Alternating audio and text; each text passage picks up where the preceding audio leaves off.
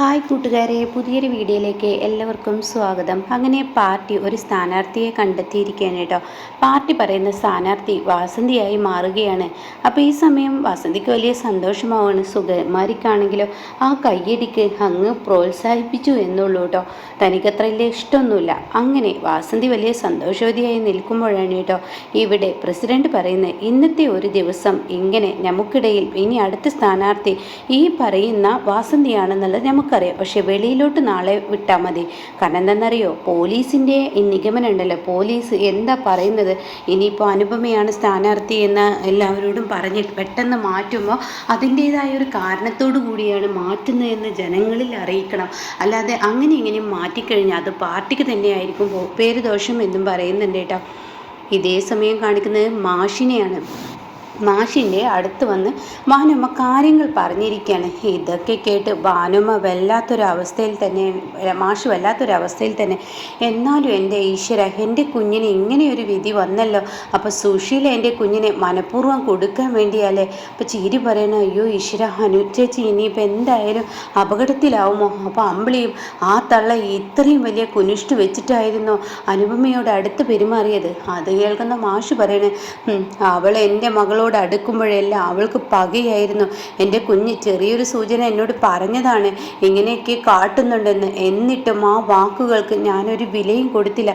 എൻ്റെ കുഞ്ഞിനോട് ഞാനൊരു കാര്യവും പറഞ്ഞില്ല. അത് തെറ്റായിപ്പോയി മോളെ, അവിടെ അഡ്ജസ്റ്റ് ചെയ്യൂ എന്ന് പറഞ്ഞത് എൻ്റെ തെറ്റ് എന്നൊക്കെ മാഷ് പറയുന്നുണ്ട് കേട്ടോ. ഇതേ സമയം ആരോ ബെല്ലടിക്കുന്നു. അപ്പോൾ അമ്പിളി ചെന്ന് നോക്കുകയാണ്. അപ്പോൾ ശബരിയാണെന്ന് പറയണേ, എന്നാൽ ഇങ്ങോട്ടേക്ക് കയറാൻ പറയൂ എന്നും പറയണേ. അങ്ങനെ ശബരി കയറി വരുമ്പോൾ ഉടൻ തന്നെ അത് അനുചേച്ചിയുടെ വീട്ടിലുണ്ടായ കാര്യങ്ങളൊക്കെ അറിഞ്ഞില്ലേ? ഓ, അച്ഛൻ അതൊക്കെ അറിഞ്ഞു, നീ ഇങ്ങ് അകത്ത് വാ എന്നും പറഞ്ഞ് അമ്പിളി അകത്തോട്ട് വിളിക്കണം കേട്ടോ. അങ്ങനെ മാഷിൻ്റെ അരികിൽ ചെന്നിട്ട് ശബരി പറയണം, അനുചേച്ചിയുടെ വീട്ടിൽ ഇങ്ങനെ ഒരു കാര്യം ഉണ്ടായതും സ്ഥാനാർത്ഥിത്വം നഷ്ടപ്പെട്ടതൊക്കെ അറിഞ്ഞോ? വാസന്തി ചേച്ചിയാണ് ഇനി അടുത്ത സ്ഥാനാർത്ഥി. എന്താ ഈ പറയുന്നത്? ഇനിയിപ്പോൾ അനുപമയെ പാർട്ടിയും കൈയൊഴിഞ്ഞു. ഈശ്വര, എൻ്റെ അനുവിന് ആരുമില്ലേ?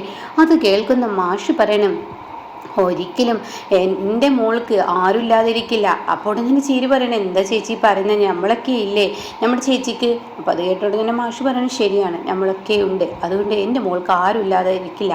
വളർത്തി വലിയതാക്കിയ എനിക്കറിയാം എൻ്റെ മോളെ ഇനി എങ്ങോട്ട് കൊണ്ടുപോകണം, എന്ത് ചെയ്യണം എന്നുള്ളതൊക്കെ എനിക്കറിയാം. അതുകൊണ്ട് തന്നെ എൻ്റെ മകളെ എന്തും വില കൊടുത്തും ഞാൻ രക്ഷിച്ചെടുക്കുമെന്ന് പറയും. മാഷ് അവിടെ നിന്ന് പോകുമ്പോൾ വാസന്തി ചേച്ചി പറഞ്ഞതുകൊണ്ട് എനിക്ക് വിശ്വാസം ഉണ്ടായിരുന്നില്ല, എന്തായാലും ഇങ്ങനെയൊക്കെ വരുമെന്ന് ഞാൻ ഒരിക്കലും പ്രതീക്ഷിച്ചില്ല എന്ന് അവിടെ ശബരി പറയാം കേട്ടോ. അപ്പോൾ ഈ സമയം അല്ല, ഇതൊക്കെ അറിഞ്ഞിട്ടും ദയ എന്താ പറയുന്നത്? ദയ അറിഞ്ഞില്ലേ? ദയ കാരണമാണല്ലോ ഇങ്ങനെയൊരു പ്രശ്നം ഇപ്പം അനുപമക്ക് വന്നത് എന്ന് അമ്പിളി പറയുമ്പോൾ ഉടൻ തന്നെ അവളോട് എന്ത് പറയാൻ? അവൾ പറയുന്നത് സുശീലയെ തൂക്കി പിടിച്ച് നടന്നതിനുള്ള ശിക്ഷയാണ് കിട്ടിയത് എന്നാണ് അവൾ പറയുന്നത്. ഒരിക്കലും സുശീലയെ അനുപമ എൻ്റെ ഏട്ടത്തി ഇത്രയും തൂക്കി പിടിച്ച് നടക്കാൻ പാടില്ലായിരുന്നു എന്നാണ് പറയുന്നതെന്ന് പറയുമ്പോൾ അതങ്ങ് കേൾക്കുന്നതിനോടുകൂടി ഉടൻ തന്നെ ഭാനുമ്മ പറയണേ, നീ എന്തായാലും അവളെ ഇങ്ങോട്ടേക്ക് കൊണ്ടുവരാതിരുന്നത് നന്നായി, എന്നാൽ മാഷ് തകർന്നിരുന്നു, ഇതും കൂടി ആയാൽ എന്നും പറയുന്നുണ്ട് കേട്ടോ. പിന്നീട് കാണിക്കുന്നത് സുശീലയാണ്. സുശീലയെ ഒരുമാതിരി തുറിച്ച് നോട്ടമാണ് സത്യനും ശ്യാമും കൂടി നോക്കുന്നത്. കള്ളി സുശീലയാണെന്ന് എല്ലാവർക്കും അറിയും, പക്ഷെ തെളിവില്ലാത്തതുകൊണ്ട് തന്നെ ഒന്നും പറയാൻ വയ്യ. അങ്ങനെ സുശീല, മോനെ സത്യ, എന്താ പ്രതിഭയുടെ വിവരം? അവൾക്ക് എങ്ങനെയുണ്ടടാ? അവൾക്ക് കുഴപ്പമൊന്നുമില്ലല്ലോ, അവൾ എന്ത് പറയുന്നടാ എന്നൊക്കെ പറയുമ്പോൾ ഉടൻ തന്നെ സത്യം പറയണം, അവൾക്ക് കുഴപ്പമൊന്നുമില്ല, അവൾക്ക് ടെൻഷൻ ഉണ്ടാവുമോ? അത് കേൾക്കുന്ന ശ്യാമ് ചോദിക്കുകയാണ്, അവളുടെ കുഞ്ഞല്ലേ പോയിരിക്കുന്നത്, അതിൻ്റേതായ ടെൻഷൻ അവൾക്ക് ഉണ്ടാവുമല്ലോ. അപ്പോൾ ഉടൻ തന്നെ, ഈശ്വര, എന്നാൽ എൻ്റെ കുടുംബത്തിൽ ഇങ്ങനെ ഒരു ഇത് വന്നല്ലോ ഈശ്വര, എനിക്ക് ആർക്കും വേണ്ടാത്തവളാണ്, ഞാനങ്ങ് വിഷം കുടിച്ചത് മരിച്ചാൽ മതിയായിരുന്നു. അപ്പോൾ ആൻറ്റി തന്നെ സമ്മതിക്കുന്നു, ആൻറ്റിയാണ് വിഷം കുടിച്ചതെന്ന്.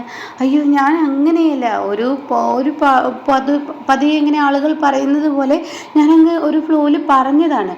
അപ്പോൾ ഉടൻ തന്നെ എന്തായാലും ആൻറ്റി വിഷം കുടിച്ച് എന്ന് പറയുമ്പോൾ ഉടൻ തന്നെ സുശീല പറയണേ, വിഷം എൻ്റെ അകത്ത് ചെന്ന് എന്നുള്ളത് സത്യമാണ്, പക്ഷേ എൻ്റെ സത്യൻ്റെ കുഞ്ഞിനെ കളയുന്നതിന് നല്ലത് എന്നെ അങ്ങ് കളഞ്ഞാൽ മതിയായിരുന്നു എന്ന ആ ഒരു ഇതിൽ നിൽക്കുമ്പോഴാണ് കേട്ടോ അങ്ങോട്ടേക്ക് ഡോക്ടർ കടന്നു വരുന്നത്. ഡോക്ടറെ കണ്ട ഉടനെ തന്നെ സത്യനും ഷ്യാമും മാറി നിൽക്കുകയാണ്.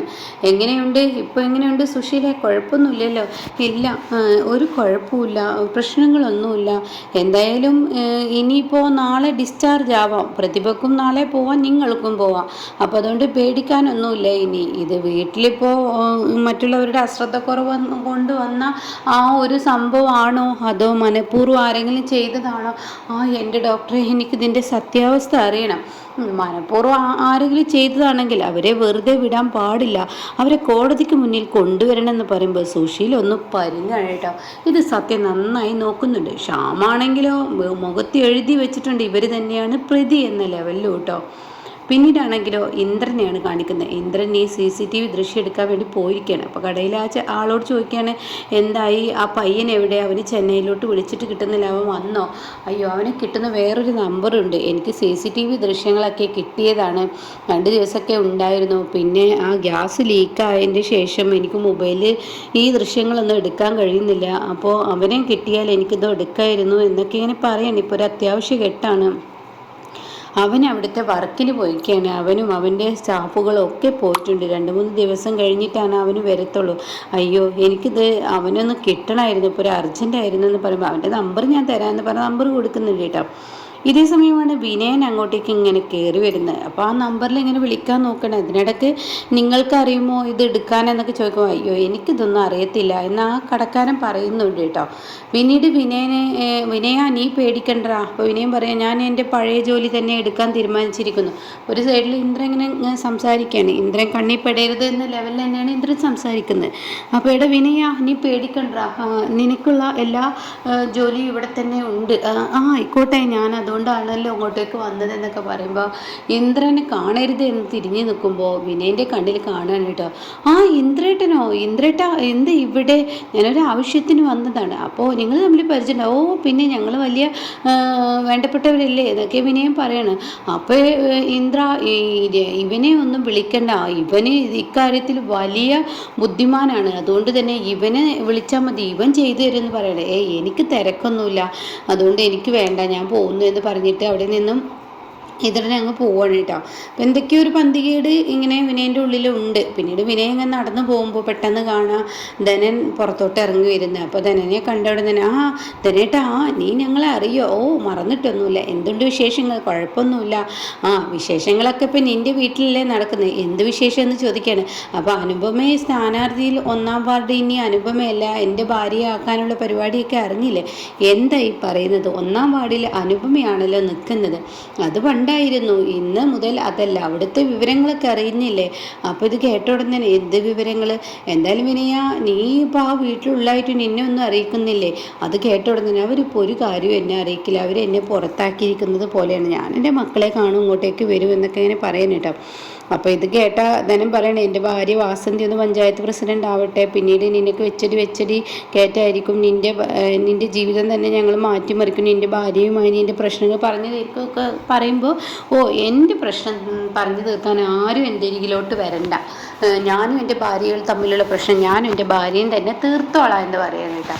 ഇതേ സമയം ധനൻ്റെ ശരിക്കും ദേഷ്യം പിടിക്കുന്നുണ്ട്. എന്നിട്ട് ധനനോട് ചോദിക്കുകയാണ്, സത്യത്തിൽ ഞാനൊരു കാര്യം ചോദിക്കട്ടെ, എന്താണ് നിങ്ങളിപ്പോൾ പറയാൻ വന്നത്? എന്താണ് അവിടെ പ്രശ്നം? എന്താണ് ഇന്ദ്രൻ്റെ വീട്ടിൽ പ്രശ്നം എന്നൊക്കെ ചോദിക്കുമ്പോൾ ആ പ്രശ്നങ്ങളെല്ലാം പറഞ്ഞു കൊടുക്കുകയാണ് കേട്ടോ.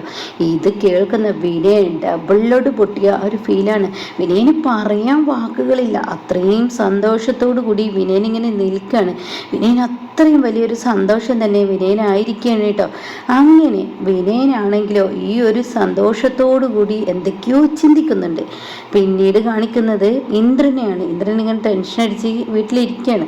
ആ സമയം കാണാം അങ്ങോട്ടേക്ക് കടന്നു വരുന്ന ഈ പറയുന്ന ശ്യാം. അപ്പോൾ ശ്യാം, ഇന്ദ്രട്ടാ എന്താ നീ ഇങ്ങോട്ടേക്ക് പോന്നോ? എന്താ നീ പോകുന്നത്? അത് സത്യനെ ഡിസ്ചാർജ് ചെയ്തല്ലോ, അപ്പോൾ സത്യൻ പ്രതിഭയുടെ കൂടെ നിൽക്കുന്നുണ്ട്, പിന്നെ ഇപ്പം ഞാൻ അവിടെ നിൽക്കേണ്ട ആവശ്യമില്ലല്ലോ, ഞാൻ അങ്ങോട്ടേക്ക് പോന്നു. എന്തായാലും ഇനിയിപ്പോൾ എന്താ ചെയ്യുക, തെളിവുകളെല്ലാം അനുചേച്ചിക്ക് എതിരായത് കൊണ്ട് ഇനിയിപ്പോൾ അനുചേച്ചിയല്ലേ പോലീസ് അറസ്റ്റ് ചെയ്യുക. സത്യനാണെങ്കിൽ ഈ കേസ് വേണ്ടെന്ന് നോക്കുന്നുണ്ടെന്ന് പ്രതിഭ വെറുതെ വിടുന്നില്ല. പ്രതിഭ ഇതിന് മുന്നിട്ടിറങ്ങിയിരിക്കുകയാണ്. അപ്പോൾ അത് കേട്ട ഉടൻ തന്നെ അനുഭവം പറയാണ്, അത് ഇറങ്ങുമല്ലോ, അവളുടെ കുഞ്ഞാണല്ലോ നഷ്ടപ്പെട്ടിരിക്കുന്നത്, അപ്പോൾ അതുകൊണ്ട് ആരും ഇറങ്ങും, അവളെ കുറ്റം പറയാൻ പറ്റില്ല. അപ്പോൾ എന്താ അനുചേച്ചി പറയുന്നത്? അനുചേച്ചി കുറ്റം ഏറ്റെടുക്കാൻ തയ്യാറാണോ? പിന്നെ എന്താ ചെയ്യുക, തെളിവുകളല്ലേ എനിക്കെതിരാണെങ്കിൽ ഞാനത് ഏറ്റെടുത്തല്ലേ പറ്റുള്ളൂ. അപ്പോൾ ഇന്ദ്രട്ടൻ ഒരു ഭാര്യ എന്ന സ്ഥാനത്ത് ഇവരെ രക്ഷിക്കില്ലേ, ഭാര്യ എന്ന സ്ഥാനത്ത് ഞാൻ എൻ്റെ അനുവിനെ രക്ഷിച്ചെടുക്കും, അതെൻ്റെ കടമയാണല്ലോ. അപ്പോൾ ഉടൻ തന്നെ അമ്മക്ക് നീതി വേണ്ടേ എന്നിങ്ങനെ ഉടൻ തന്നെ അനുപമ ചോദിക്കണം. എൻ്റെ ഭാര്യക്കും എൻ്റെ അമ്മക്കും ഒക്കെ നീതി ഞാൻ ഉണ്ടാക്കി കൊടുക്കും. എൻ്റെ അമ്മയുടെ നീതിക്കനുസരിച്ചിട്ടാണല്ലോ ഇത്രയും നാളും വേണ്ടതും വേണ്ടാത്തൊക്കെ ഞാൻ ചെയ്തു കൊടുത്തത്. അപ്പം തീർച്ചയായും എൻ്റെ അമ്മക്കൊരു നീതി ഞാൻ ഉണ്ടാക്കി തരും എന്നിങ്ങനെ പറയാൻ കേട്ടോ. പിന്നീട് കാണിക്കുന്നത് ശബരി രഘുവും കൂടിയിട്ട് അമ്പിളിയുടെ അടുത്തോട്ട് വരികയാണ്. അപ്പോൾ അമ്പിളി ചോദിക്കുകയാണ്, ഓ ഇന്നിപ്പോൾ നേരത്തെ മുഖം കാണിച്ചോ, എന്താ അമ്പിളി നേരത്തെ വന്നാൽ നിനക്ക് പറ്റുമോ? ഓ ഞാനൊന്നും പറഞ്ഞില്ല. അപ്പോഴേക്കും ശബരി പറയണേ, ഞാൻ വണ്ടി എടുത്തിട്ടില്ല എന്നിങ്ങനെ പറയുമ്പോൾ ഉടൻ തന്നെ രഘു പറയണേ, ഇവള് 2 ദിവസം നമ്മൾ കോവളത്ത് പോയതിലും കൂടി ഇവൾക്ക് സംശയമാണ്. അപ്പോൾ ഉടൻ തന്നെ ശബരി പറയണേ, ഞങ്ങളിപ്പോൾ വന്നതും അത് തന്നെയാണ്, അതിൻ്റെ സൈൻ ചെയ്യലൊന്നും കഴിഞ്ഞിട്ടില്ല, ഇനിയും കോവളത്തോട്ട് പോകേണ്ടി വരും. അപ്പോൾ എന്നാൽ അതൊക്കെ കഴിഞ്ഞിട്ട് ഇങ്ങോട്ട് വന്നാൽ പോരെ, അല്ല ദാസാറിനെ ഒന്ന് കാണണം, പിന്നെ ഞാൻ വണ്ടി എടുക്കാത്തത് കൊണ്ട് തന്നെ എന്നെ ഇങ്ങോട്ട് ആക്കാനും അതുപോലെ തന്നെ ദാസാറിനെ കണ്ട് കാര്യങ്ങൾ സംസാരിക്കാനും. ഓ എവിടോട്ടാ പോവുക ഇവർ, എന്താ വെച്ചെങ്കിൽ ചെയ്ത് വേഗം വീട്ടിലോട്ട് കയറി മറ്റുള്ളവർക്കൊരു മനസ്സമാധാനത്തോടു കൂടി കിടക്കായിരുന്നു എന്നിങ്ങനെ അമ്പിളി പറയാൻ കേട്ടോ. പിന്നീട് ശബരി ചോദിക്കുകയാണ്, അല്ല അനുചേച്ചിയുടെ വിവരങ്ങൾ എന്തെങ്കിലും അറിഞ്ഞോന്ന്? ഇല്ല ശബരി, നീ വരുമ്പോൾ അറിഞ്ഞ വിവരങ്ങൾ തന്നെയാണ് ഞങ്ങളും അറിഞ്ഞിട്ടുള്ളത്, അച്ഛന് വലിയ ടെൻഷനിലാണ് എന്നൊക്കെ പറയുന്നുണ്ട് കേട്ടോ. അപ്പം ഇങ്ങനെയൊക്കെയുള്ള ഒരു എപ്പിസോഡാണ് ഇപ്പോൾ ലാസ്റ്റ് വന്നിരിക്കുന്നത്. അപ്പം എന്തായാലും ഇനി വിനയൻ ചെറുതായി ഒരു ലഡു പൊട്ടിയിട്ടുണ്ട്, അതുകൊണ്ട് തന്നെ വിനയൻ അത് വെച്ച് കളിക്കാൻ നോക്കുന്നുണ്ട് കേട്ടോ.